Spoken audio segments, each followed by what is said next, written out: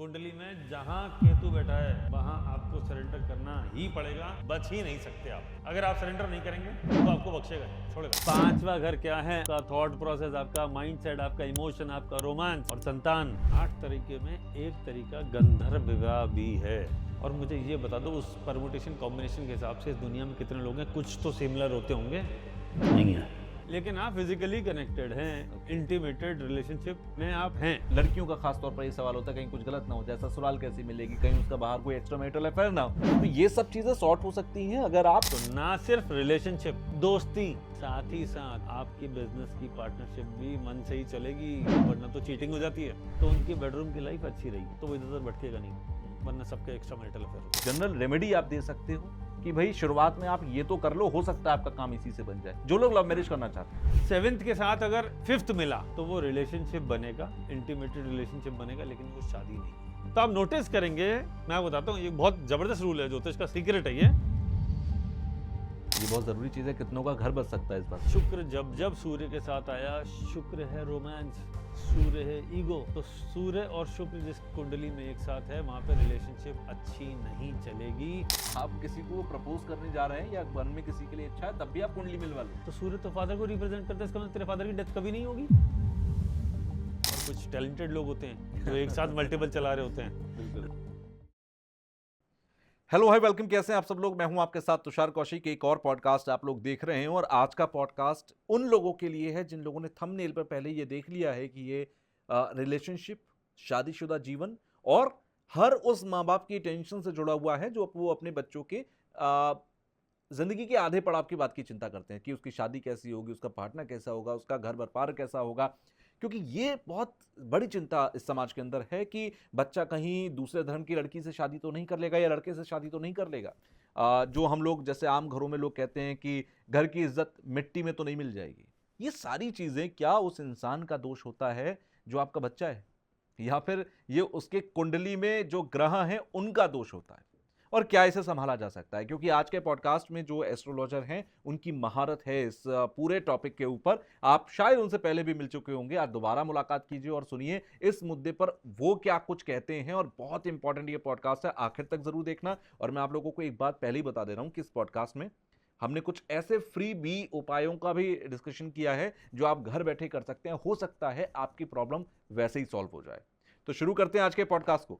तो आइए स्वागत कर लेते हैं। हनीश जी हमारे साथ हैं और हनीश जी से पहले भी कई बार पॉडकास्ट हम लोगों ने किए हैं और कई अलग अलग टॉपिक्स को हमने एक्सप्लोर करने की कोशिश की है। आज एक बड़ा इंटरेस्टिंग टॉपिक, और ये कहाँ से मेरे जहन में आया मैं बता देता हूँ, हालांकि मैंने व्यूअर्स को बताया अभी। हाल फिलहाल में कुंभ मेला जब हुआ था तो एक लड़की बड़ी फेमस हुई थी जिसकी आंखों की वजह से बहुत तारीफ की गई, सोशल मीडिया पर फेम में आई। और उसकी अभी मोनालिसा नाम है उसका, उसने अभी एक चर्चा बड़ी तेजी से हुई। अभी ये भी खबर पूरी तरह से पुष्ट नहीं है कि उसकी शादी हुई भी है या नहीं है, बट ये कहा गया कि उसने अपने बॉयफ्रेंड, जो कि एक मुस्लिम समुदाय से आता है, उससे शादी की है। बहुत सारे लोग हैं, हिंदू संगठन उसको कह रहे हैं कि हम ये होने नहीं देंगे, वो सब अलग की चीज़ें, हम उस पर नहीं जाते। मेरे ख्यालों में कुछ चीजें आई, कुछ सवाल आई जो मैं आपसे पूछना चाहता हूं एक एक करके।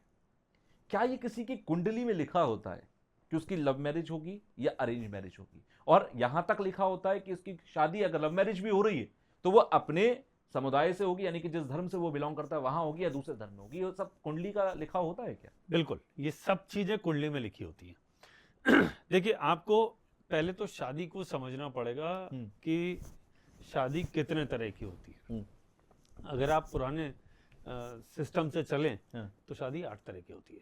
अच्छा, 8 तरीके में एक तरीका गंधर्व विवाह भी है। ये क्या होता है? गंधर्व विवाह होता है, इसमें शादी नहीं होती लेकिन फिजिकल कनेक्शन हो जाता है। लिव इन, यानी कि आज का जो लिव इन है वो हमारे पुराणों में है। हाँ, गंधर्व विवाह है ना। अच्छा, तो गंधर्व विवाह से बोला। अब आप ये समझिए, उसका मतलब आपका कोई रिचुअल नहीं हुआ है लेकिन आप फिजिकली कनेक्टेड हैं, इंटीमेटेड रिलेशनशिप में आप हैं, ठीक है, वो गंधर्व विवाह है। तो ये भी एक तरह का विवाह ही है, ठीक है। तो अभी हम बात कर रहे हैं सिस्टमैटिक की, रिचुअल की, और हम बात कर रहे हैं कि रिचुअल के अलावा भी, ठीक है। तो इस हर हमारे धर्म में, हमारे बारे में, हमारे इसमें जो भी दिया गया है उसमें इसको पूरा डिटेल में एक्सप्लेन किया गया है कि अगर ऐसी स्थिति हो तो उसे गंधर्व विवाह कहते हैं, और नॉर्मल जिसमें रिचुअल के साथ होता है वो नॉर्मल विवाह है, जो समाज के सामने किया जा रहा है, जो सारे रिचुअल धर्म के हिसाब से किया जा रहा है वो। दोनों में एक फर्क होता है। देखिए, एक जो रिचुअल के साथ, समाज के रिचुअल के साथ किया जाए, वो उससे हम देखते हैं कुंडली के 9वें घर से, 9th हाउस से। अच्छा। लेकिन 9th हाउस ऑफ रिचुअल। अब आप कहेंगे वो रिचुअल तो हर तरह का हो सकता है, आप बिल्कुल। शादी का रिचुअल को 9th हाउस से क्यों देख रहे हो? बिल्कुल। तो 7th हाउस कुंडली में जो शादी का होता है, आपको सीक्वेंस समझना पड़ेगा। पहला 7th हाउस ऑफ मैरिज, उससे तीसरा घर 9th हाउस, यानी 9th house of effort for relationship which is ठीक है। मैरिज, रिचुअल के हिसाब से विच इज मैरिज। ठीक है। एक ऐसा होता है कि 7वां घर होता है कुंडली में, वो शादी का होता है, और जो रोमांस का होता है, जो अफेयर का घर होता है, वो होता है कुंडली का 5वां घर। ठीक है। तो 7th हाउस से 11वां घर, यानी आपने किसी को अप्रोच किया, एफर्ट डाला, जिससे मन मिला। 11वां घर क्या होता है? इच्छाओं की प्राप्ति। अच्छा।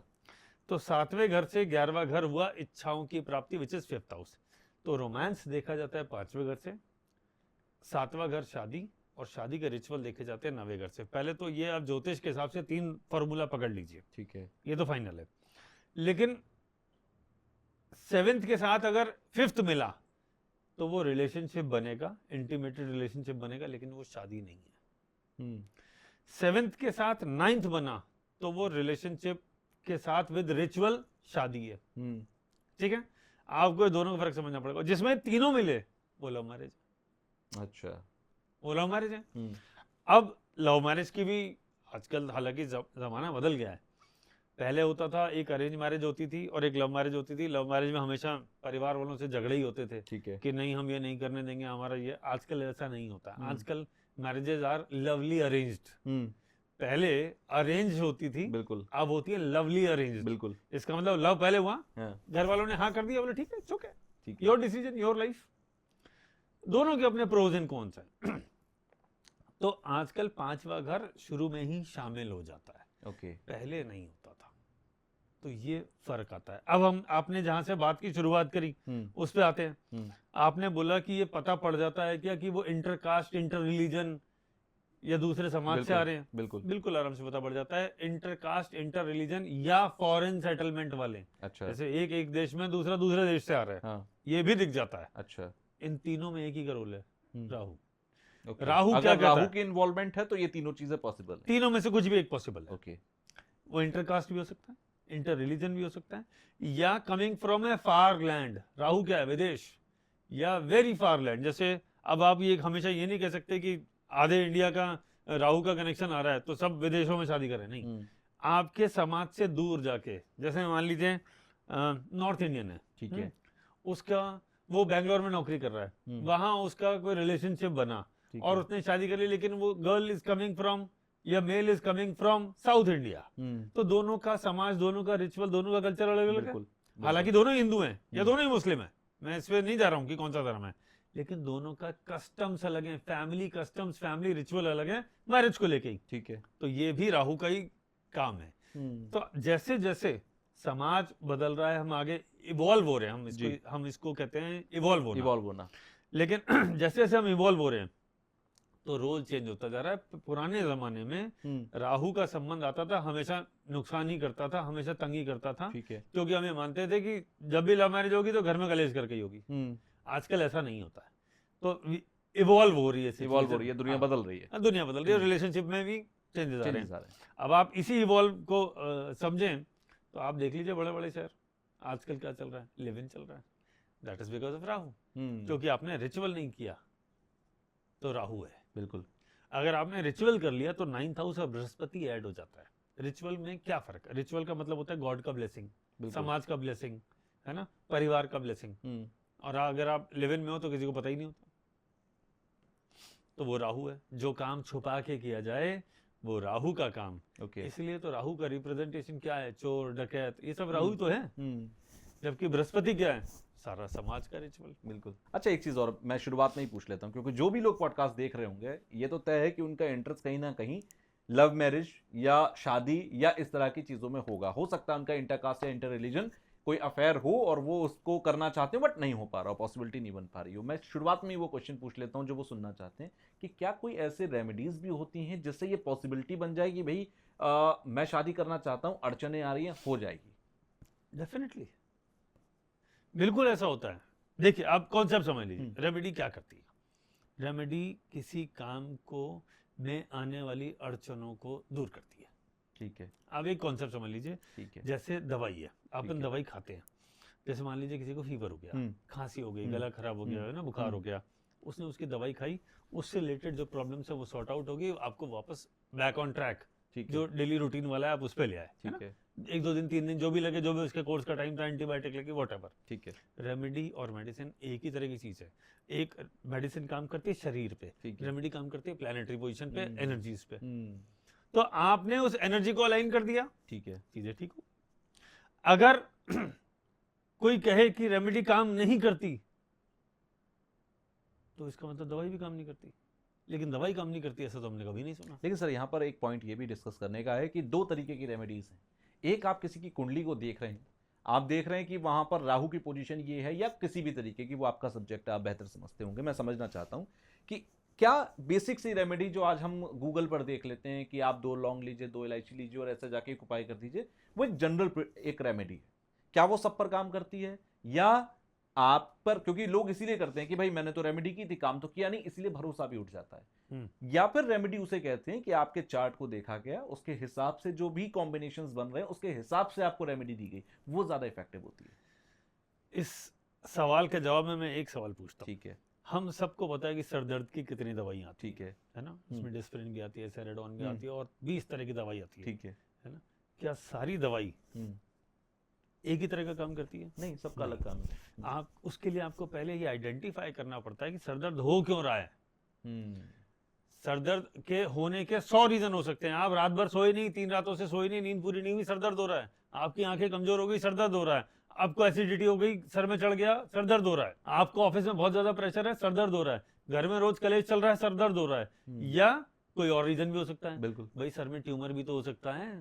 तो आप हमेशा, जब बीमारी अलग अलग है तो दवाई भी तो अलग है। तो जब तक आपने रूट कॉज एनालिसिस नहीं किया, आप तो साहब दवाई खाते आ रहे हो एसिडिटी की, सरदर्द हो रखा है ट्यूमर की वजह से, क्या काम करेगी वो?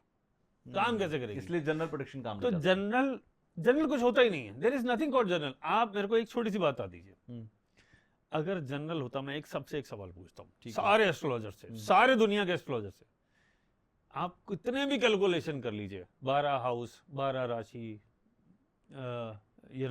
27 नक्षत्र, हर नक्षत्र का पद, और सब 9 प्लैनेट सब लगा लीजिए, जितने परमुटेशन कॉम्बिनेशन लगाने लगा लो, और मुझे ये बता दो उस परमुटेशन कॉम्बिनेशन के हिसाब से इस दुनिया में कितने लोग हैं? कुछ तो सिमिलर होते होंगे। बिल्कुल नहीं है, एक भी सेम नहीं है। अच्छा, ऑल आर डिफरेंट। आप और हम सब अलग अलग ही हैं। अच्छा, सेम टाइम सेम सेकंड पर पैदा हुआ बच्चा भी सेम नहीं होगा? चाहे कुछ भी हो, सेम हो ही नहीं सकता, क्योंकि उसका डीएनए अलग आ रहा है, उसकी परवरिश अलग हो रही है। तो जब सबकी एनर्जी अलग है, सबका डीएनए अलग है, परवरिश अलग है, फूड हैबिट्स अलग हैं, वेदर कंडीशन अलग है। एक आदमी ऑस्ट्रेलिया में पैदा हुआ, वो अलग तरह का वेदर देख रहा है। एक अफ्रीका में पैदा हुआ, वो अलग तरह का देख रहा है। एक मिडिल ईस्ट में पैदा हुआ, उसने अलग एनवायरनमेंट देखा। एक इंडियन ने अलग देखा, बिल्कुल। और एक यूरोपियन ने एक अलग, रशिया में पैदा हुआ, उसने सर्दी जितनी देखी हम सोच भी नहीं सकते। बिल्कुल।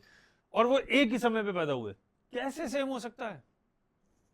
संभव ही नहीं है, पॉसिबिलिटी नहीं है।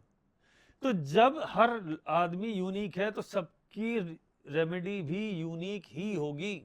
अगर सेम होता तो भगवान एक जैसा बनाता। लेकिन फिर भी जो व्यूअर्स देख रहे हैं उन्हें कुछ तो वैल्यू एडिशन मिलना चाहिए, या कुछ तो फ्री भी मिलना चाहिए। कोई एक जनरल रेमेडी आप दे सकते हो कि भाई शुरुआत में आप ये तो कर लो, हो सकता है आपका काम इसी से बन जाए, जो लोग लव मैरिज करना चाहते हैं। आप देखिए, सबसे इंपॉर्टेंट बात, वो एकदम बिल्कुल बेसिक की बात करते हैं। ठीक है, ये भी मैं बता रहा हूँ कि 100 में 70 जगह लगेगी। I am sure about it. 100 में से 70 तो फिर भी लगेगी, बहुत अच्छी बात होगी। 30 नहीं लगेगी। लेकिन उस 30 के लिए आपको देखना पड़ेगा कि क्या क्या। आप देखिए रेमेडी कैसे डिजाइन की जाती है। आपको पहले ये समझना पड़ेगा कि वो प्लैनेट पावरफुल है क्या जो रिलेशनशिप दे रहा है। मान लीजिए हमारा ज्योतिष में उसको प्राइमरी प्लैनेट इज वीनस। ठीक है, तो आपने वीनस को ठीक कर लिया, 70% लोगों की समस्या हल हो गई। लेकिन खाली इससे नहीं होता है। एक कभी कभी आपको वो वीनस तो ठीक ही चल रहा है, कोई और प्लैनेट आके उसको तंग कर रहा है, भैया इसको हटाओ तो प्रॉब्लम हो। जैसे एक एग्जांपल लेता हूं, हमारी बॉडी में ब्लड का फ्लो हो रहा है, ठीक है ना। हार्ट अटैक क्यों होता है? जो हार्ट की आर्टरीज हैं उसके अंदर कचरा जमा हो गया, जैसे नाली में कचरा आ गया वैसे ही आ गया ना, बिल्कुल। तो वो हम उसका नाम चाहे कुछ जो मर्जी दें, हाँ। लेकिन जो उसका प्रोसेस है उस प्रोसेस को होल्ड कर रहा है। बिल्कुल यही है ना, जैसे बिल्कुल। पानी का पाइप है, उसमें कचरा आ गया तो पानी अटक गया। डेफिनेटली हाँ। ऐसे ही हर प्लेनेट की एनर्जी आ रही है, उसमें अगर कोई अड़चन है तो खाली प्लेनेट की पावर बढ़ाने से नहीं होगा, अड़चन हटाने से होगा।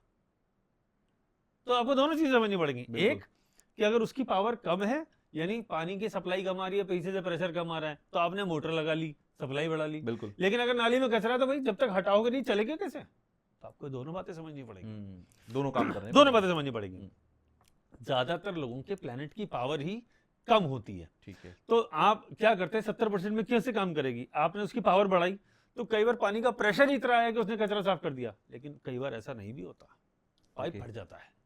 ये भी तो होता है, ये भी प्रॉब्लम है। यही प्रॉब्लम है। तो आपको दोनों तरीके से काम करना पड़ेगा। एक कि उस प्लेनेट जिसकी जो इसको देना चाहिए उसकी पावर बढ़ाओ, दूसरा उसके काम में जो हर्डल दे रहा है उसको हटाओ।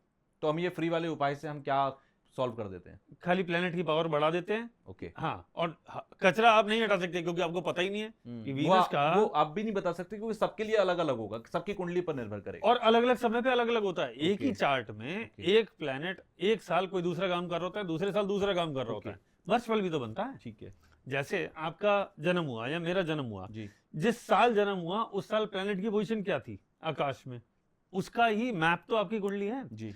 अब आपका बर्थडे चेंज हो गया, आपका अगला बर्थडे आ गया, तब अब आपका एज हो गया 1 to 1 साल से 2 साल के हो गए आप, बिल्कुल। है ना? तो दूसरे साल जब आपका बर्थडे आया उस वक्त आकाश की स्थिति क्या थी? ऐसे ये step by step, chapter by chapter हमारी जिंदगी चलती है। हमारी जिंदगी ऐसे नहीं चलती कि सीधे बेहिसाब चली जा रही है, बोले चलने दो, ऐसे नहीं होता। There is a chapter. Life में भी सबके चैप्टर होते हैं। जैसे चैप्टर 1 1 साल, चैप्टर 2 दूसरा साल, चैप्टर 3 बिल्कुल। तीसरा साल, चैप्टर 4 चौथा साल, ऐसे चैप्टर ऐड हो के ही तो आपकी पूरी किताब जिंदगी की लिखी जाएगी।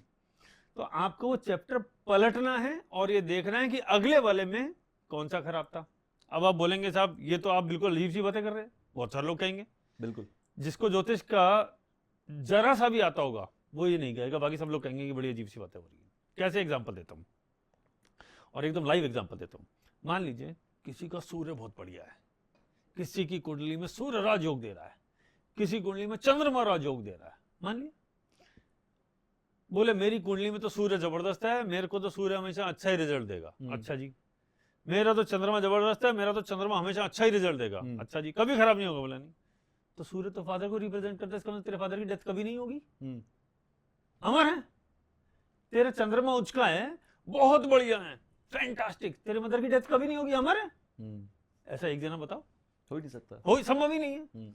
इसका मतलब ये है कि हर प्लेनेट किसी समय अच्छा और खराब रिजल्ट देगा। अब चंद्रमा जैसे अच्छे से अच्छा ग्रह भी कभी ना कभी खराब रिजल्ट देगा, डेफिनेटली देगा। बिल्कुल। आपको जो ज्योतिष को थोड़ा सा भी समझते हैं उसको थोड़ा समझना पड़ेगा। मान लीजिए किसी का चंद्रमा है, चंद्रमा सुख का देवता जी, है ना, सुख, यानी मेरे को किसी भी तरह का सुख चाहिए, चंद्रमा चाहिए, ठीक है, क्योंकि उसका काम है। तो इसका मतलब जिसका चंद्रमा अच्छा उसको जिंदगी में कोई दुख ही नहीं आया। कैसे संभव है? संभव कैसे है? उसके बच्चे से कभी उसका झगड़ा नहीं हुआ, उसको चाइल्ड बर्थ में कभी दिक्कत नहीं आई, उसका उसकी वाइफ से, उसके हस्बैंड से कभी झगड़ा नहीं हुआ, उसको ऑफिस में बॉस ने कभी डांटा नहीं। अब कोई अगर ये क्लेम करे कि उसके चंद्रमा वाला हमेशा बिजनेसमैन ही होता है, वही सबको डांट रहा होता है जी, तो भाई साहब नमस्कार है मेरी तरफ से, उनको चरण स्पर्श है। क्योंकि नौकरी में भी तो ऐसे बहुत सारे होते थे जिनका चंद्रमा उचका है और बॉस तो उनको स्क्रू कर ही रहा होता है। अब तो वैसे भी अब हम जिस महीने में बात कर रहे हो मार्च का महीना है, अगले महीने से अप्रेजल शुरू है, बिल्कुल, तो उसके चंद्रमा वाले सारे प्रमोट हो जाएंगे, जिसका उचका नहीं है सबको निकाल दिया जाएगा। क्या अजीब सी बात है यार। तो आपको प्रोसेस समझना पड़ेगा। अगर आपने उसके कॉन्सेप्ट को समझ लिया, ज्योतिष कुछ नहीं है, रूल्स है, वो रूल आज की प्रैक्टिकल लाइफ के साथ क्लब कर दीजिए और रिजल्ट ले लीजिए। आप कभी गलत हो ही नहीं सकते। एक्यूरेसी लोग बात करते हैं 70%, 80%, 90%, कहाँ है कौन 90%? 99.9 पे चलो ना, वो स्टॉपिंग, उस पर बात करते हैं ना। अच्छा चलिए हम वापस टॉपिक पे ही आ जाते हैं। वो जो एक रेमेडी आप बता रहे थे फ्री वाली, वो आप बता दीजिए, फिर मैं आगे बढ़ जाता हूँ। मैं भूला नहीं हूँ मैं अपने व्यूअर्स का फायदा नहीं भूलता देखिए बिल्कुल सिंपल रेमेडी बताता हूँ, ठीक है। आपको समझना पड़ेगा, लॉजिक के साथ बताता हूँ ताकि सब लोग करें और आराम से, कोई साइड इफेक्ट कोई नेगेटिव इफेक्ट नहीं, हमेशा फायदा ही होगा। ठीक है। पहली बात ये कि शुक्र प्लैनेट है जो देता है रिलेशनशिप। अगर आपका शुक्र मजबूत है तो आपका रिलेशनशिप अच्छा, और आप ये खाली शुक्र की रेमेडी सिर्फ रिलेशनशिप की ही नहीं है, ये पैसे की भी रेमेडी है, तो दोनों जगह अच्छा, लगा लीजिएगा, चलो। दोनों जगह काम करेगा। चलो, तो आपके एक पंथ दो काज। आपके व्यूअर्स के लिए डबल बोनस डबल जाए। बोनस, हाँ डबल बोनस है। डबल बोनस जाए। तो देखिए, शुक्र का आइटम होता है दही, ठीक है। शुक्र का आइटम होता है कपूर, शुक्र का आइटम होता है देसी घी। ये तीनों आइटम होते हैं, ठीक और है। बहुत सारे होते हैं, लेकिन प्राइमरीली ये तीन बात करते हैं। इन तीनों को लीजिए और फ्राइडे फ्राइडे शिव मंदिर में रखना शुरू कर दीजिए, या किसी भी मंदिर में रखाइए। बस इन तीनों को आपस में मिलाना नहीं है। मतलब कपूर में दही और देसी घी मिलाएंगे तो सब खराब हो जाएगा, गड़बड़ हो जाएगा। कुछ अलग नहीं अलग करना। रखना है। तीनों के अलग अलग पैकेट लीजिए, जितना मन करे उतनी क्वांटिटी लीजिए, लेकिन देखिए एक बार समझिए, रेमेडी में क्वांटिटी मैटर नहीं करती है, फ्रीक्वेंसी मैटर करती है। ओके। आपने एक बार 10 किलो दही, 10 किलो देसी घी और 10 किलो दे दिया, बोले मैं तो हो गया जी साहब काम, ऐसा वो काम नहीं करेगा। आपने 100 ग्राम 10 बार दे दिया, that is more powerful. Okay, that is more powerful. आपने कितनी बार किया? हाँ, frequency is more important than quantity. ठीक है। अगर क्वांटिटी इंपॉर्टेंट होती तो ये अमीर लोग तो एक बोले जी पूरा ट्रक 1000 दो बार- किलो हर साल एक बार ट्रक भिजवा हाँ देते हैं। वो भिजवा दिया, कि एक ट्रक का अंगूर भिजवा दिया, बोले हो गया। और इसीलिए मुश्किल भी है, क्योंकि फ्रीक्वेंसी है तो आपको कंसिस्टेंसी दिखानी पड़ेगी। Yes. और वो हर एक के बस की बात वो हर नहीं एक की होती। बस की बात नहीं। तो ये बहुत इंपॉर्टेंट पॉइंट है, आपको कंसिस्टेंट रहना पड़ेगा। ठीक है। कम से कम 6 शुक्रवार। ठीक अब है। आप कहेंगे कि 6 ही क्यों? हाँ, क्यों? बोले न्यूमरोलॉजी के हिसाब से तो 6 शुक्र का नंबर है। हाँ। रखो साइड में न्यूमरोलॉजी को, आप कॉन्सेप्ट पे चलो। एक बात समझिए, शुक्र कहाँ कौन सी राशि में खराब होता है? 6 नंबर में नीच का होता है। ठीक है। यानी इसका मतलब अगर शुक्र आपको बढ़िया रिजल्ट नहीं दे रहा है, इसका मतलब चाहे वो नीच का नहीं है, लेकिन रिजल्ट तो दमदार भी नहीं है ना। तो मेरे को तो नीच के शुक्र को अच्छा करना है, तो 6 शुक्रवार लगातार कराऊं, ठीक है। कम से कम। फिर भी रिजल्ट नहीं आ रहा, थोड़ा सा अभी भी लग रहा है यार, थोड़ा सा कम लग रहा है, बोले एक आध शुक्रवार का ब्रेक दे दो, फिर वापस 6 कर दो, फिर एक आध बार का ब्रेक दे दो, फिर वापस 6 कर दो। आप ये कर दीजिए, रिजल्ट आ जाएगा। और नहीं आया तो कमेंट में डलवाइए, देखते किसका रिजल्ट नहीं आता। चलो, ये फ्री का उपाय है, आप सब लोग करना। सर एक बात और बताइए कि वो एक बहुत बड़ा पहलू आजकल शुरू हो गया है, और ये पिछले 10-20 साल के अंदर हर माँ बाप की अब चिंता भी बनने लगा है। पहले क्या होता था कि ये सब चीज़ें छिपी छिपाई रहती थी, जैसे कि सेम सेक्स के लिए अट्रैक्शन, यानी कि गे या LGBT, हम जो एक नया कम्युनिटी है उसके बारे में बात कर रहे हैं। क्या कुंडली इस पे भी रिएक्ट करती है, या कुंडली के अंदर ये भी एक मैपिंग होती है कि ये बच्चा जो है ये आने वाले समय में LGBT की कम्युनिटी के अंदर जा सकता है? Definitely yes. ये कौन सी वजहों से हो ये कुंडली में एक ऐसा योग होता है, ठीक है। वो एक्चुअली वो 9 प्लैनेट से नहीं देखा जाता। ओके। वो जब आप प्लैनेट की कैटेगरी में 12 प्लैनेट लाओगे तो वो आएगा। 12 मतलब हमने तो प्लूटो, यूरेनस, नेपच्यून, ये 3 अच्छा। प्लैनेट और पकड़ने पड़ेंगे आपको। ओके। तो 9 प्लैनेट से तो यही है, लेकिन 3 प्लैनेट और होते हैं, प्लूटो, नेपच्यून और यूरेनस। जब आप उनको ऐड करोगे तो यहाँ जवाब मिलेगा, उसका जवाब ऐसे नहीं मिलेगा। ओके। क्योंकि ये 9 planet is driven by sun, who controls sun. बाकी जो 3 है बहुत आउटर चल जाते हैं। बिल्कुल। तो सूर्य वहां तक, सूर्य की रोशनी वहां तक जाके उसे कंट्रोल नहीं कर पाती। सबसे दूर अभी हमारे पास क्या है? शनि है। वही कहते हैं बड़ा ठंडा है, और शनि सूर्य का दुश्मन है, क्योंकि शनि अंधेरा है और वो रोशनी है। तो दोनों एक दूसरे के एनिमी हुए। बिल्कुल। चाहे फादर सन है, लेकिन दोनों एनिमी है। बिल्कुल। ये ज्योतिष का रूल है। आप सोचिए 3 प्लैनेट और बाहर हैं, वो और भी पीछे हैं, उसका रोल आता है। अगर अब आप वो कहेंगे कि साहब उसमें से कोई 3 प्लैनेट एक 14 साल तक एक राशि में रहता है, और बहुत सारे और रूल भी लगते हैं, लेकिन प्राइमरीली अगर आप मैं एक बात बताऊं तो आप समझ लीजिए कि अगर उन 3 प्लैनेट में से किसी का संबंध शुक्र के साथ और 5वें घर से संबंध आ जाए और राहु उसको फेवर करता हो जी, तो ये हो जाएगा। तो ये संभव है। वाई राहु? देखिए, शुक्र रिलेशनशिप, अगर इसमें इन 3 प्लैनेट का कनेक्शन आ जाए, 3 में से किसी एक का कनेक्शन आ जाए, मैं ज्यादा डिटेलिंग नहीं कर रहा हूँ, लेकिन आप मोटा मोटा समझ लीजिए कि प्लूटो का बड़ा रोल होता है। ओके। प्लूटो, यूरेनस का बड़ा रोल होता है, हालांकि यूरेनस का भी कम, लेकिन प्लूटो का थोड़ा बहुत ज्यादा बड़ा रोल होता है ना। तो एक तो उसका रोल आ जाए, प्लूटो 5वां घर आ जाए, साथ में वीनस का कनेक्शन आ जाए, साथ में राहु का कनेक्शन आ जाए, और साथ में मंगल पावरफुल हो, ये सारी चीजें एक साथ। अब बोले यार ये क्या फॉर्मूला निकाला? प्लूटो आएगा तो वो प्लूटो का काम है आपकी बॉडी में हार्मोनल इम्बैलेंस करना। ओके। पांचवा घर क्या है? आपकी सोच, आपका थॉट प्रोसेस, आपका माइंडसेट, आपका इमोशन, आपका रोमांस और संतान, क्योंकि इनकी संतान नहीं हो सकती। ओके, सेम जेंडर में संतान कैसे बिल्कुल। होगी? तो ये दूसरा जवाब मिल गया आपको, ठीक है। साइंटिफिक बात है। ठीक है।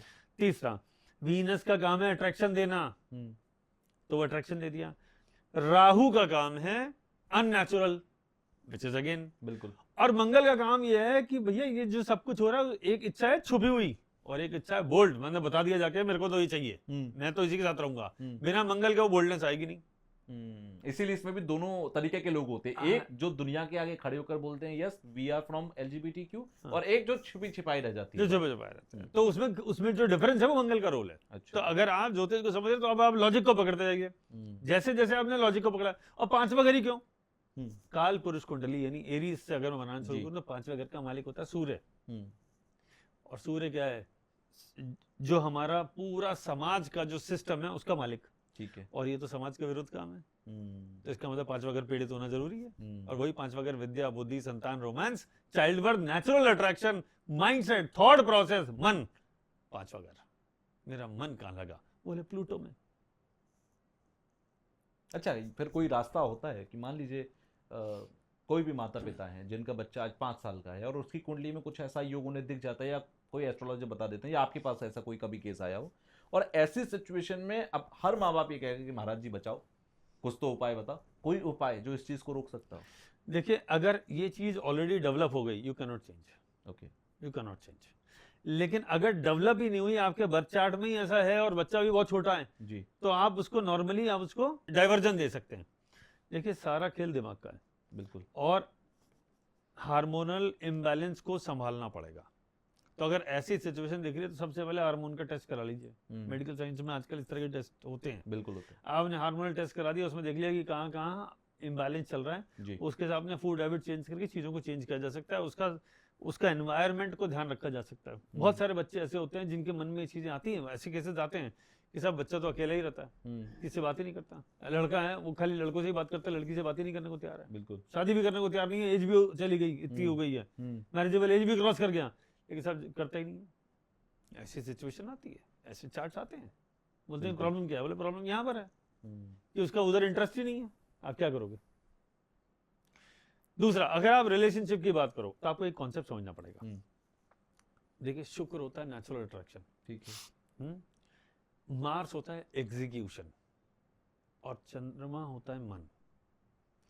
जब आपका चंद्रमा से चंद्रमा मिला, कुंडली मिलान की जब हम बातें करते हैं तो उसमें हम इन चीजों को प्राइमरीली देखते हैं। ठीक है, कि आपको ये 2-3-4 चीजें पकड़ना जरूरी है। लोग उसमें सिर्फ गुण मिला के बोले जी 36 में 30 मिल गए, कर दो शादी, और 3 महीने बाद कोर्ट में खड़े तलाक के लिए। बिल्कुल। आपको ये देखना पड़ेगा कि कुंडली के गुण मिलना इज इंपॉर्टेंट, अच्छी चीज है, होना चाहिए, लेकिन उसके अलावा बहुत सारी चीजें और होती हैं। अगर चंद्रमा से चंद्रमा मिला तो मन मिला, शुक्र से शुक्र मिला जी, तो नेचुरल अट्रैक्शन हुआ बिटवीन मेल फीमेल, मार्च से मार्च मिला जी, तो उनकी बेडरूम की लाइफ अच्छी रही, ठीक है, तो वो इधर उधर भटकेगा नहीं, वरना सबके एक्स्ट्रा मैरिटल अफेयर होते। क्योंकि आपको पहले तो पसंद था, लेकिन मार्च के साथ मार्च की कंपैटिबिलिटी नहीं बैठी, अब आप फिर बाहर भटक रहे लोग। तो यही चैलेंज है। आप सिर्फ गुण मिलान करके शादी कर दीजिए, अगर मार्च के साथ मार्च की कंपैटिबिलिटी नहीं, घर में वो चलेंगे, कलेश होंगे रोज। बिल्कुल। चंद्रमा से चंद्रमा नहीं मिला, रोज कलेश होंगे, मन मुटाव, बात करने का मन नहीं करेगा, क्योंकि मन ही नहीं मिला ना कि I can not share my things with my wife और विद माई हस्बैंड। क्यों यार कलेश है? थॉट्स मैच नहीं हो रहे, वो माइंडसेट मैच नहीं हो रहा, माइंडसेट मैच ही नहीं हो रहा, आपके दो डिफरेंट थॉट है। बिल्कुल। तो ये जब आपका ये सारी चीजें मैच कर लेते हैं, इसके अलावा भी बहुत सारे रूल होते हैं, there are hundreds of rules, लेकिन आपको मोटा मोटा ये पकड़ में आना जरूरी है कि अगर ये 2-3 रूल मैच कर रहे हैं तो आगे बढ़ने में फायदा है, वरना नहीं है। यही चीज रिलेशनशिप में भी है कि आज आप एक रिलेशनशिप में एक चार्ट आता है, बोले यार इसका तो हर साल ब्रेकअप होता है, इसको राइट पार्टनर ही नहीं मिला। और एक ऐसा है कि जिसके साथ एक पूरी जिंदगी निकाल दी, 15 साल से रिलेशनशिप है और हाँ, उसमें शादी वादी कर ली, होने वाली है। हाँ, शादी भी हो गई साहब, और शादी हुए भी 10 साल 15 साल हो गए, ऐसे भी बहुत सारे लोग देखे हैं। बिल्कुल। और एकदम खुश चल रहे हैं वो, कोई दिक्कत नहीं है। बोले मन से मन मिला, ये जिसे हम कंपैटिबिलिटी कहते हैं बेसिकली ये कुंडली से आती ये है कुंडली से आती है। और हम ढूंढते रहते हैं बाहर। हाँ। तो मुझे तो बड़ा इंटरेस्टिंग पॉइंट यहाँ पर अभी ख्यालों में आया कि शादी के लिए ही कुंडली नहीं, आप किसी को प्रपोज करने जा रहे हैं या मन में किसी के लिए इच्छा है तब भी आप कुंडली मिलवा लो। देखिए ये जरूरी नहीं है कि अफेयर के लिए कुंडली मिलाना है। आप ये बात समझिए मैं आपको एक कॉन्सेप्ट बताता हूँ। ठीक है। हम स्कूल में पढ़ते हैं, कॉलेज में पढ़ते हैं, बहुत सारे हमारे दोस्त क्लासमेट्स ये सब होते हैं। कुछ ऐसे लोग होते हैं जिनके साथ हमारा लंबा चलता है, 10 साल 20 साल 30 साल 40 साल पुरानी दोस्ती होती है, सबके साथ ऐसा होता है। और कुछ ऐसे होते हैं कि क्लास में एक दूसरे को पसंद नहीं करते, है ना। बच्चे भी ऐसे होते हैं, हम भी ऐसे थे, सब ऐसे होते हैं। तो ये नेचुरल चीज है कि किसी को आप लाइक करते, किसी को आप डिसलाइक करते, किसी के साथ आपके विचार मिलते हैं, किसी के साथ नहीं मिलते। आपको पता है कि मैंने मेरा टिफिन किसके साथ खाना खाना है, उसका वेट भी करना है। वो नहीं लेके आया तो आज मेरा खा ले यार, है ना। ये चलता है ना। ये सब चंद्रमा से देखा जाता है। तो ना सिर्फ रिलेशनशिप, दोस्ती, साथ ही साथ आपकी बिजनेस की पार्टनरशिप भी मन से ही चलेगी, वरना तो चीटिंग हो जाती है। अच्छा, बिजनेस पार्टनरशिप क्यों नहीं चलती? बोले मन नहीं मिलता, विचार नहीं मिलता, थॉट प्रोसेस नहीं मिलता, एक आदमी दूसरे का गलत फायदा उठाता है। वो एक आदमी सारा काम कर रहा है, दूसरा वो पेन जो ले रहा है दूसरा लेता ही नहीं। बोले यार एक काम कर रहा है, कराओ इससे, है ना। तो आपको ये समझना पड़ेगा। जब आप इन सारी चीज़ों को क्लब कर लेंगे तब आपको समझ में आएगा। अब आप ऑफिस में जाते हैं, हम ऑफिस में काम करते हैं, बिल्कुल। किसी के साथ आपकी बड़ी अच्छी ट्यूनिंग बैठती है, किसी के साथ आपकी बिल्कुल नहीं बनती। पहले दिन से आप उसे पसंद नहीं करते, जबकि उसने कभी तुम्हारे को कुछ नहीं कहा, लेकिन पसंद नहीं है तो नहीं है, डे वन से नहीं पसंद। बिल्कुल। कोई ऐसा बॉस आता है ऑफिस में, कोई ऐसा कोलीग आता है जिसको देखते हैं उनका कहता है यार छोड़ना यार, छोड़ दे, है ना, लीव इट। उससे आप एकदम डिस्टेंस पे रहते हैं। कोई काम से काम की बात करी, वो भी कोशिश करो मेल ही लिख दो यार, या व्हाट्सएप मैसेज किसी की शक्ल देखना ही पसंद नहीं। हाँ, पसंद ही नहीं है, जबकि उसने कुछ नहीं किया तुम्हारे साथ। लेकिन जब आप उसका चार्ट खोल के देखो, बोले इन दोनों के चंद्रमा आपस में लड़ रहा है। और एक ऐसा होता है जो आते ही लग, इससे मेरे को बात करनी है, इससे मेरे को दोस्ती करनी है। ऐसा होता है ना। बिल्कुल। वो है चंद्रमा। अब अगर इस चंद्रमा के साथ शुक्र जुड़ जाए तो ये रिलेशनशिप हो गया। अगर शुक्र नहीं जुड़ा तो नॉर्मल बातचीत है। अच्छा, है ना।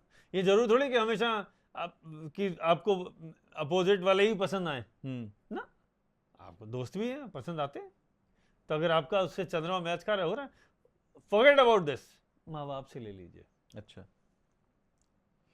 जिस बच्चे का चंद्रमा उसके पेरेंट्स के चंद्रमा के साथ अलाइंड रहेगा, दुश्मनी वाला नहीं रहेगा, उस बच्चे को माँ बाप ज्यादा प्यार करेंगे, दूसरे को कम करेंगे। आप लगा लीजिएगा। अच्छा। और ये इतना इंपॉर्टेंट है, ये टॉपिक इतना इंपॉर्टेंट है। कई बार आपके सामने कुंडली आती है, चाइल्ड बर्थ हुआ, बोले चाइल्ड बर्थ होते ही समझ में आ गया कि इसकी मदर या इसके फादर तो बहुत परेशान रहे होंगे, जब से चाइल्ड बर्थ हुआ बड़े परेशान रहे हैं। बोले क्या हुआ? चंद्रमा खराब था। अब क्या इलाज है? बच्चा तो अपना ही है। बोले एक और कर ले यार, जल्दी कर ले। हाँ, यही उपाय है। अगर दूसरे वाले का चंद्रमा ठीक हो गया तो प्रॉब्लम सॉल्व। तो आप नोटिस करेंगे, मैं आपको बताता हूँ, ये बहुत जबरदस्त रूल है, ज्योतिष का सीक्रेट है ये। 2 बच्चों का चंद्रमा देख लीजिए आप, ठीक है। आपको पहले बच्चे के चंद्रमा की स्थिति बता देगा कि पहले स्थिति क्या थी और बाद में क्या हुई, बाद में क्या थी।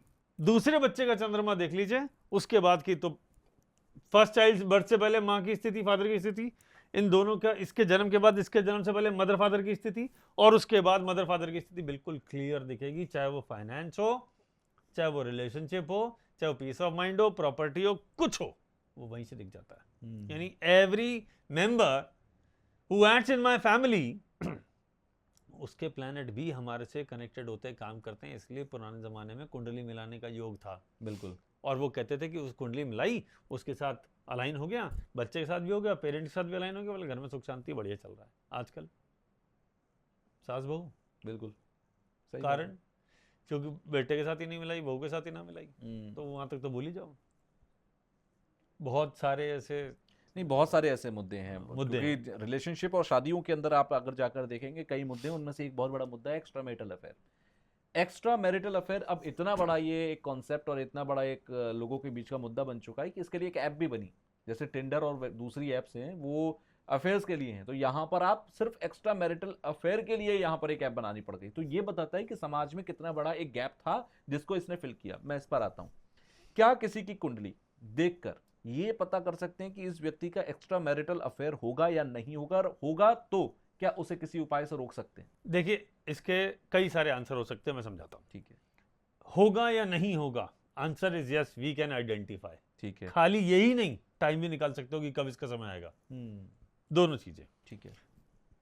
अगर ऐसी स्थिति में जो प्लैनेट उसको सपोर्ट कर रहा है, अगर आप उसकी एनर्जी को डाइवर्जन दे दें, कॉन्शियसली डाइवर्जन दे दें, ठीक है, तो वो रुक नहीं सकता होगा, है। तो वो नहीं होगा, अदरवाइज होगा। ये बहुत जरूरी चीज है, कितनों का घर बच सकता है इस बात से। साहब आप देखिए, बहुत सारी कुंडलियां ऐसी होती हैं, इस कुंडली देखते ही समझ में आता है कि अरे आपका तो एक्स्ट्रा मेटल चल रहा है, बोले साहब नहीं चल रहा। या किसी को बोला कि एक्स्ट्रा मेटल, बोले कैसे नहीं चल रहा है, इसका मतलब आप ये कर रहे हैं, बोले हाँ हमने ये किया इसलिए एक्स्ट्रा मेटल नहीं हुआ। आप वो वाले स्टेप्स ले चुके होते हैं, प्लैनेट अपने आप करवा देता है। दो तरह की चीजें होती है, एक होता है जो आप अपने कर्मों से, आपके हिसाब से, आपकी थॉट प्रोसेस, आपके माइंडसेट के हिसाब से जो उपाय करते हैं, या उसे मेरा मानना है वो प्लैनेट खुद करवा लिया। जो उपाय प्लैनेट ने खुद करवा लिया वो तो बेस्ट है। अगर वो नहीं है तो आप तो गलती कर ही सकते हैं, इंसान तो है ही गलतियों का। बिल्कुल। तो एक्स्ट्रा मेरिटल के कई सारे योग होते हैं, उसमें फिर मैं लौट के उस टॉपिक पे आता हूँ कि राहु और मंगल का होना, शुक्र के साथ कनेक्शन होना, केतु का शुक्र के साथ कनेक्शन होना बहुत जरूरी है, बिना उसके संभव नहीं है। बताता हूँ कैसे। देखिए, शुक्र के साथ राहु, तो शुक्र है रोमांस, राहु है अननेचुरल। ठीक है। मतलब जो सोशल रूल्स के, कायदे कानून के खिलाफ है, विच इज एक्स्ट्रा मैरिटल। अच्छा, दूसरा केतु, केतु का काम है कट है। राहु है आपकी इच्छाएं और केतु है कट। ठीक है। आप ज्योतिष में समझ लीजिए, बेसिक रूल समझ लीजिए, यानी जहां केतु बैठा है वहां पे आपको सरेंडर करना ही पड़ेगा। कुंडली में जहां केतु बैठा है वहां आपको सरेंडर करना ही पड़ेगा, बच ही नहीं सकते आप। अगर आप सरेंडर नहीं करेंगे वो आपको बख्शेगा नहीं, छोड़ेगा नहीं। जैसे शनि जहां बैठा है वो वहां आपको दर्द मिलेगा ही, जैसे जहां केतु बैठा है वहां आपको झुकना ही पड़ेगा, कोई चॉइस नहीं है उसके अलावा आपके पास। तो अगर केतु शुक्र के साथ बैठ गया तो रिलेशनशिप में आपको झुकना पड़ेगा। केतु है कट, जितनी भी सर्जरी हो वो सब केतु करवाता है। अच्छा। Primary planet is Ketu. Ketu. तो अगर वीनस के साथ केतु है तो या तो आपके पार्टनर के, आप रोमांस में, आपके रिश्ते में क्या लगा, कट, या आपके पार्टनर के शरीर में क्या लगा, कट। अगर मेल कुंडली में वीनस के साथ केतु हो या फीमेल कुंडली में वीनस के साथ केतु हो, तो मैंने अक्सर देखा है कि अगर फीमेल कुंडली में है और वो 7वें घर से कनेक्शन आ रहा है तो यूट्रस रिमूवल हो जाता है, कट है सर। अच्छा और अगर मेल कुंडली में तो उसकी वाइफ की सर्जरी होती है, बहुत, वो जरूरी नहीं है हमेशा वो यूट्रस से रिलेटेड हो, चाइल्ड बर्थ के टाइम भी हो सकती है, सर्जरी करवाता है। अगर ये दोनों नहीं है तो फिर ब्रेक इन रिलेशनशिप देगा, क्योंकि इसका काम है break in relationship. Ketu means cut, that means break. तो केतु का काम हो गया, तो आपका घर में अब मन लगना बंद हो गया, तब आप कहाँ इधर उधर मन लगा रहे हैं। और केतु का एक बात और समझ लीजिए, केतु का नंबर है 3 या 4, मिनिमम 3 और 4, 5, 6 भी हो सकता है। ठीक है। तो अगर वीनस के साथ केतु है तो ये भी हो सकता है कि उसके सिर्फ एक्स्ट्रा मैरिटल नहीं, मल्टीपल रिलेशनशिप हो। एक्स्ट्रा मैरिटल में भी मल्टीपल का फीचर हो। अब ये भी हो सकता है, मल्टीपल को भी आप दो तरीके से ले सकते हैं, पहले कोई और था, फिर कोई और है, फिर कोई और है। और कुछ टैलेंटेड लोग होते हैं जो एक साथ मल्टीपल चला रहे होते हैं। बिल्कुल। तो वो that is a different talent all together. तो आप इसको समझना पड़ेगा। तो वो कैसे आ रहा है। दूसरा, ये योग भी है कुंडली में, लेकिन मंगल में दम नहीं है। अच्छा। तो आप कुछ करोगे ही नहीं, क्योंकि वो बोल्ड डिसीजन, वो करेज कौन देगा, करेज तो मंगल देगा, करेज तो मंगल देगा। अब आपको कुंडली में बहुत बढ़िया योग बताता हूँ, ठीक है, जिसमें मल्टीपल रिलेशनशिप का योग है या डिस्टर्ब मैरिड लाइफ का योग है, ये अक्सर देखा है। और वो कॉम्बिनेशन इज प्रोमिनेंट। सूर्य के साथ बुध और शुक्र हो, या सूर्य के साथ शुक्र हो, बातें की है, ठीक है। तो उसका रिलेशनशिप ठीक नहीं चलता, क्योंकि सूर्य बुध शुक्र ये तीनों नॉर्मली आसपास ही रहते हैं। सूर्य के बाद नियरेस्ट फर्स्ट मरकरी है जो बुध है, या उसके पीछे पीछे शुक्र है। तो ये 1-2 घर आगे पीछे है, साथ साथ ही घूमते हैं पूरी कुंडली के अंदर, पूरी कुंडली में। तो इसका मतलब शुक्र जब जब सूर्य के साथ आया, शुक्र है रोमांस, सूर्य है ईगो, तो सूर्य और शुक्र जिस कुंडली में एक साथ है वहां पे रिलेशनशिप अच्छी नहीं चलेगी। शादी 40 की उम्र के बाद ही सेटल होती है। अच्छा। रिलेशनशिप में चैलेंज है, 40 साल की उम्र तक रहता है, फॉर्मूला है इसके पीछे, टेक्निकल रीजन। ठीक है। अब अगर मंगल ऐसे में किसी का पावरफुल होगा तो झगड़ा करा देगा, और अगर नहीं होगा तो बेचारा कोऑपरेट एडजस्ट करता रहेगा। अब वो डिपेंड करेगा लग्न पे। जो लग्न ऐसा आया जो एडजस्टमेंट वाला आ गया तो बेचारा गाड़ी चलाता रहे, बोला यही लिखा है, चल अलाइनमेंट के साथ अलाइनमेंट करता। और कोई दो अग्रेसिव एक साथ आ गए तो विस्फोट तलाक। अब हाँ, तो विस्फोट तलाक। भाई एक जंगल में तो एक ही शेर रह सकता है ना। बिल्कुल। अगर उस जंगल में दो शेर है तो लड़ेंगे।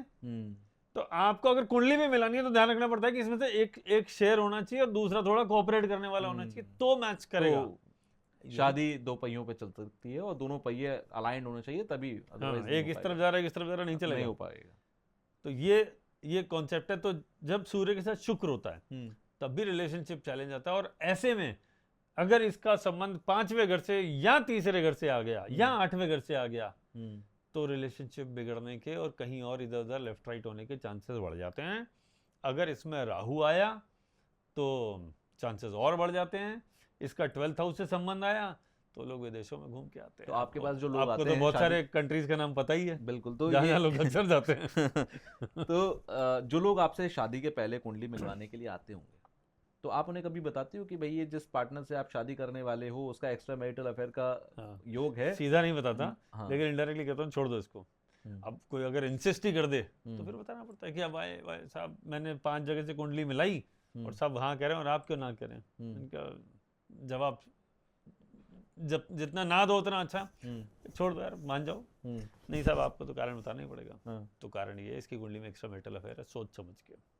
फिर कोई सब समझ जाते हैं, फिर कोई अगला सवाल ही नहीं उठाता, क्योंकि ऐसा कुंडली में बिल्कुल स्ट्रेट योग होता है। ओके। अच्छा, खाली ये जरूरी नहीं है कि शुक्र की वजह से ही होता है।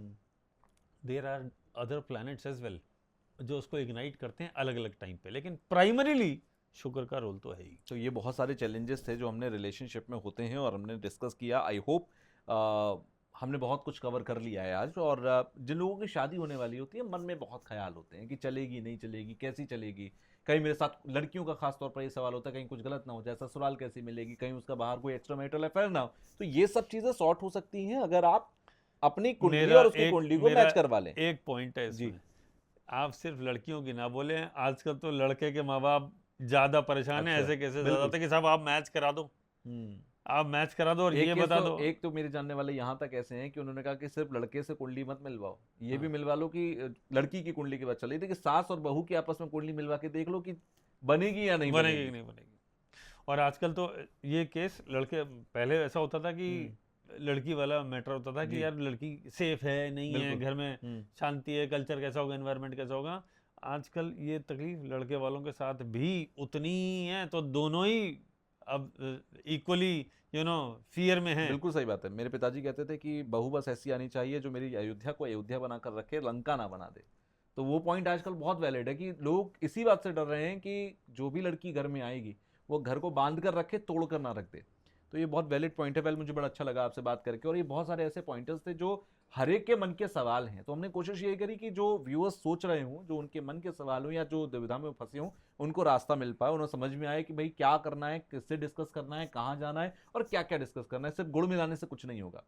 सो वंस अगेन थैंक यू, आपने अपना बहुमूल्य समय दिया और आप लोगों ने भी अपना बहुमूल्य समय दिया है। अगर आपको ये पॉडकास्ट अच्छा लगा हो तो नीचे कमेंट बॉक्स में ज़रूर बताना। अगर आपकी कोई प्रॉब्लम है तो भी बताना, मैं कोशिश करूंगा कि उसका कहीं ना कहीं सोल्यूशन, कैसे भी जो सोल्यूशन हो सकता है वो मैं हनीश जी से दिलवाऊं। और बाकी अगर आप लोग हनीश जी से मिलना चाहते हैं तो नीचे मैं उनकी डिटेल ज़रूर दूंगा, सो दैट वो आप तक पहुँच पाएँ और डायरेक्टली वो आपको रीच करके अपनी प्रॉब्लम को सॉल्व कर पाएँ। Once again thank you.